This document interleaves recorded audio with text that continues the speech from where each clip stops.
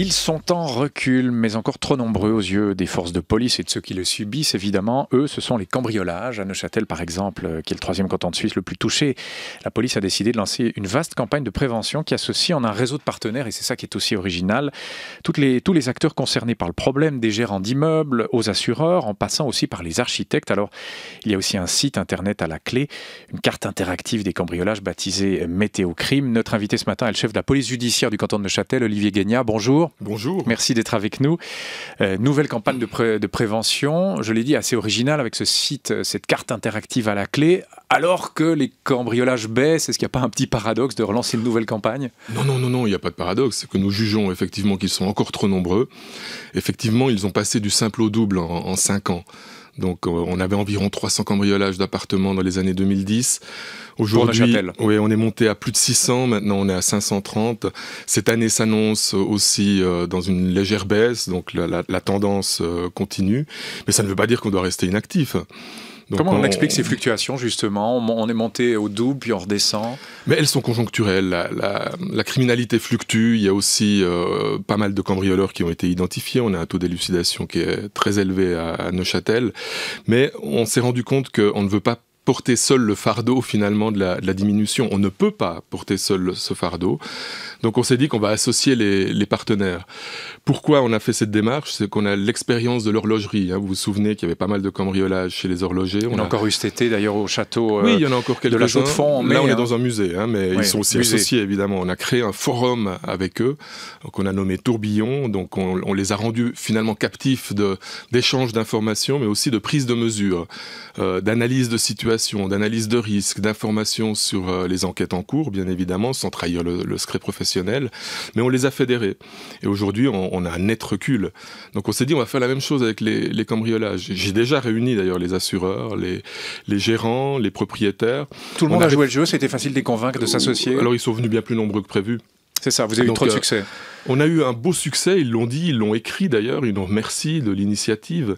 Et puis maintenant, on va continuer avec eux. On va organiser le premier forum anti-vol dans les habitations fin octobre pour partager déjà l'information du résultat de la campagne, qu'est-ce qu'on a réussi à faire, et puis surtout pour trouver de nouvelles solutions pour l'année prochaine. Et comme ça, on va pérenniser une action dans le moyen terme. Alors jusqu'à quand, je ne sais pas, mais je pense que dans les 5 prochaines années, on va s'inscrire dans cette démarche. Est-ce que vous avez des objectifs chiffrés, Olivier Guégnat ? Non, je pense qu'on ne va pas travailler vraiment là-dessus. On va plutôt chiffrer les mesures qui sont prises. Quels sont les objectifs à atteindre ? C'est bel et bien que les immeubles se sécurisent un peu plus. C'est par la communication que la population se rende compte que le risque existe, même s'il reste minime. Les cambriolages dans les appartements, c'est un taux de 12 pour 1000 logements. Alors c'est 1,2%. Ça veut dire que chaque année, il y a 98,8% des logements qui ne sont pas cambriolés. Mais ça ne veut pas dire qu'il ne faut pas sensibiliser les gens à prendre un certain nombre d'habitudes. Aussi de protéger les valeurs dans les appartements, elles sont trop facilement découvertes. Et visiblement, les gens aussi sont assez négligents. Près de 30% des vols, j'ai vu ça dans les habitations, ont été commis sans effraction. Ça veut dire que les gens ne ferment pas leurs portes, c'est ça ? J'accepte pas le terme de négligent. Donc ils vivent encore sereinement. Oui, c'est ça que ça veut dire. Au fond, il faut quand même fermer quand on part de chez soi, non ? Oui, ou quand on est chez soi. Quand on est chez soi aussi, il y a ils ignorent peut-être qu'il y a des cambrioleurs, enfin des voleurs plutôt, qui sont spécialisés dans les vols par introduction clandestine. Donc ils essayent des portes, et puis s'ils en trouvent une ouverte, ils vont pénétrer de 1 ou 2 mètres dans l'appartement, puis directement découvrir la veste qui est pendue. Et même si les gens sont avec là. le porte-monnaie, même si les gens sont là, ça prend quelques secondes. Et en plus, ils vont découvrir le sac à main qui a été posé sur la première commode à proximité de la porte. Donc il y a des habitudes un petit peu à changer. Et en plus, ils vont découvrir dans le porte-monnaie le code de la carte de crédit avec la carte de crédit. Donc vous voyez qu'il y a pas mal de choses à changer finalement. Et notre communication vise à faire prendre conscience. Est-ce qu'il n'y a pas, c'est une question délicate à poser, mais quand on met en exergue aussi bien que vous le faites, avec tous ces partenaires, avec un site internet, une carte interactive, quand on met en exergue cette carte des cambriolages, est-ce qu'on Oui, difficile de poser cette question comme ça, mais est-ce que vous contribuez pas aussi à la diffusion encore de ce sentiment d'insécurité? Comment vous répondez à ça? Non, je ne pense pas. Franchement, je pense que les gens ont droit à cette information. Donc ils ne savent pas. Actuellement, elle est cachée, cette information. On la communique une fois par année sous la forme de chiffres. L'année passée, on a dit 600 vols dans les appartements. Qu'est-ce que ça veut dire pour la population? Là, elle a la possibilité d'aller voir, mais qu'est-ce qui se passe dans mon quartier? On a un rayon, quand on entre sur météocrime.ne.ch, de 1 km par 1 km, et puis quand on zoome, on peut aller au maximum de 200 mètres sur 200 mètres. Donc on n'arrive pas à un grand détail, mais suffisamment pour pouvoir se dire, tiens, la semaine passée, il y a eu des cambriolages dans mon quartier. Mais ça crée un sentiment d'insécurité, non? Quand on le voit aussi bien que ça, non? Mais peut-être un petit peu, mais finalement, c'est comme avec la météo. Est-ce qu'on vit mal quand on voit qu'on a des annonces orages et puis qu'on prend des mesures parce qu'on sait qu'on va avoir des vents de plus de 100 km/h et puis qu'on rentre ses meubles et puis qu'on prend un certain nombre de précautions. D'où le nom Météocrime. Oui, mais on va mesurer le sentiment d'insécurité, d'ailleurs. Donc on verra comment il évolue. Mais vous allez faire comment pour mesurer ça, Olivier Gagnaire? Vous allez sonder les gens? Il y a un sondage qui est en cours, d'ailleurs, et puis on verra comment il évolue. Mais je ne pense pas que cette seule information, d'ailleurs, qu'on pratique déjà sous la forme de statcrime.ne.ch, où tout le monde peut aller voir ce qui se passe dans sa commune, bien plus large comme information que les seuls vols dans les habitations. Il y a les violences, il y a les graffitis, tout est répertorié. Donc il y a déjà une certaine habitude à cela.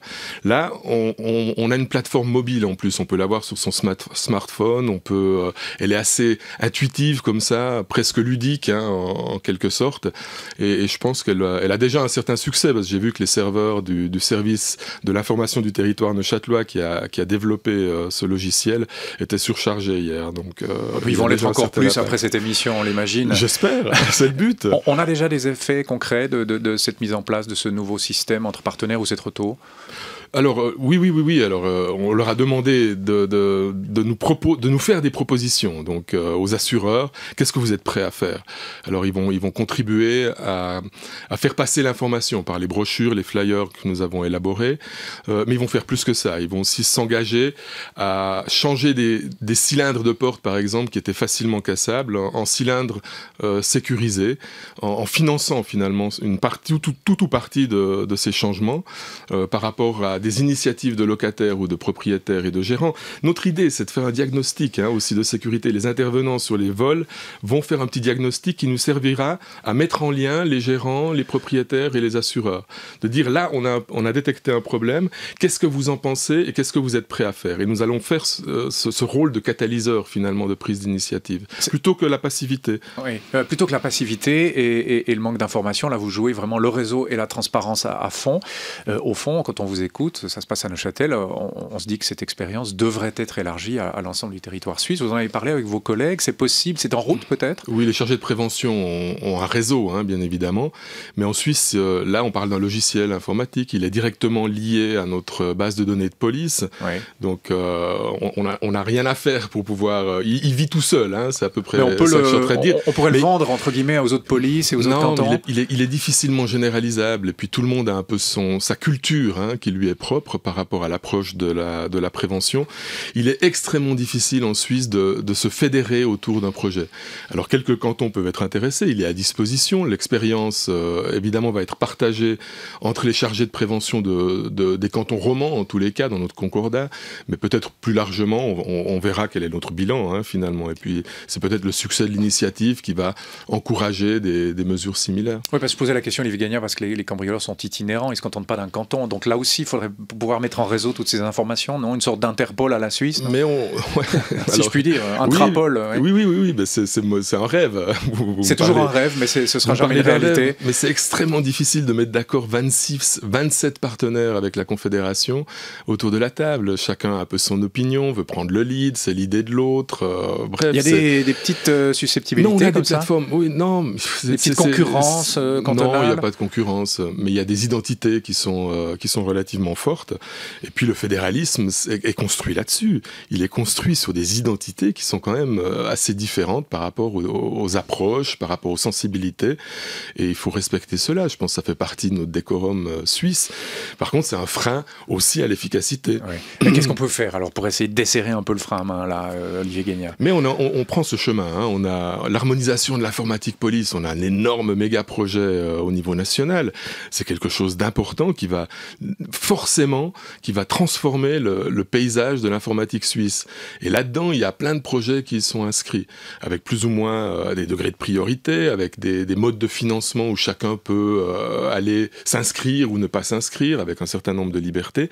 Mais toutes ces démarches-là, il y en a une dizaine que je pourrais vous citer, vont dans le sens de mieux se fédérer pour trouver de l'efficacité en partageant des coûts, en partageant des idées, en partageant des concepts. On va y arriver. Mais il y aura toujours des États indépendants avec leur politique budgétaire, avec leurs problèmes particuliers. Vous savez, quand je parle de cambriolage à Neuchâtel, je ne peux pas associer le chef de la PJ d'Appenzell intérieur. Non, mais celui du canton du Jura, par exemple. Oui, bien sûr, mais là, on a déjà des collaborations qui sont intenses. On est en train de réformer notre concordat roman de police pour pouvoir nous donner une base légale. Donc on ira devant tous les parlements pour avoir une base légale, pour mieux collaborer, pour mieux partager, parce qu'il faut cette base légale. Sinon, vous savez, on ressemble un peu entre nos cantons, entre des pays différents.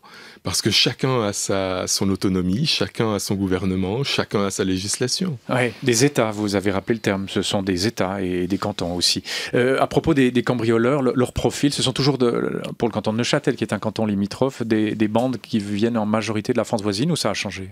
Non, alors, pour venir en Suisse romande, faut passer par la France voisine. Donc, ils ont un caractère, ceux qui sont les plus prolifiques et sériels. Je dois mettre un petit bémol là, parce que le record de l'année passée a été fait par des locaux, 130 cambriolages sur moins d'une période de moins de 2 ans. De Neuchâtelois, oui. Et puis là, mais par contre, il y a des profils qui sont nettement internationaux. Mais ils concernent toute l'Europe. Ils sont pas actifs qu'en Suisse. Donc, on les arrête. On vient d'en arrêter un hier, il y a quelques jours, en Norvège. Il a fait des délits en Allemagne, en Belgique. Enfin bref, ils sont internationalisés. Je me souviens d'une étude de master de criminologie qu'il faudrait réactualiser. La distance entre le domicile du cambrioleur sériel et le lieu de commission du délit, mais c'est décuplé. Je veux dire, c'est a énormément augmenté.